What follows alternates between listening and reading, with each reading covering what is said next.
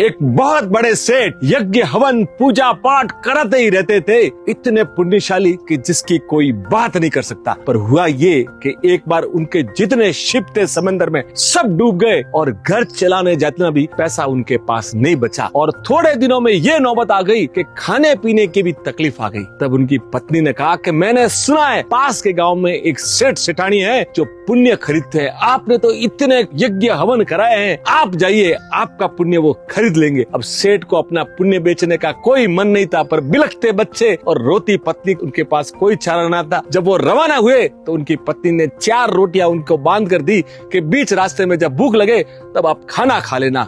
नगर पार किया, बीच में जंगल पड़ता था और एक जगह जहाँ भूख लगी तो पेड़ के नीचे बैठे और अपनी 4 रोटियां खोली। इतने में देखते कि कहीं भूखी कुतिया सामने आके खड़ी हो गई। तो उन्होंने जैसे ही पहली रोटी निकाली तो सीधा एक कुतिया के बच्चे ने ले ली, दूसरी रोटी निकाली तो दूसरे बच्चे ने ले ली, तीसरी रोटी निकाली तो तीसरे बच्चे ने ले ली और चौथी रोटी जब वो निकाली कि मैं खा लूं, तब कुतिया का मुंह देखकर उसको भी खिला दिया और खुद ने पानी पी लिया और चलते बने। और जब पहुंचते हैं सेठ सेठानी के गांव में और सेठानी को बोलते हैं कि सेठानी हमारा पुण्य ले लीजिए। सेठानी बड़ी सिद्ध संत, सेठानी ने बोला कि मुझे आपका कोई पुराना पुण्य नहीं चाहिए। तो बोले क्या चाहिए? बोले आज जो आपने किया है वो चाहिए। बोले आज तो मैंने कुछ नहीं किया है। तो वो सिद्ध महात्मा थी, तो उसने कहा कि आपने जो आज कुतिया को खिलाया ना वो पुण्य मुझे आप दे दीजिए। उन्होंने बोला ले लीजिए। एक तराजू में 4 रोटियां रखी गई और सामने हीरे जवाहरात की पोटली रखी गई। अब जितनी भी पोटलियां रखे वो पलड़ा भारी नहीं हुए, सब भौचक के रह गए कि इतना पुण्य भारी है। अब ये सेठ के मन में आया, इसने कहा कि मेरी से गलती हो गई, मैं ये पुण्य मैं अभी बेचना नहीं चाहता। अब वो वहाँ से वापस निकले, पर इनको खुद को परेशानी के घर में जाके मेरे बच्चों को और मेरी पत्नी को क्या मुंह दिखाऊंगा। और जहाँ से इन्होंने कुतिया को 4 रोटी दी थी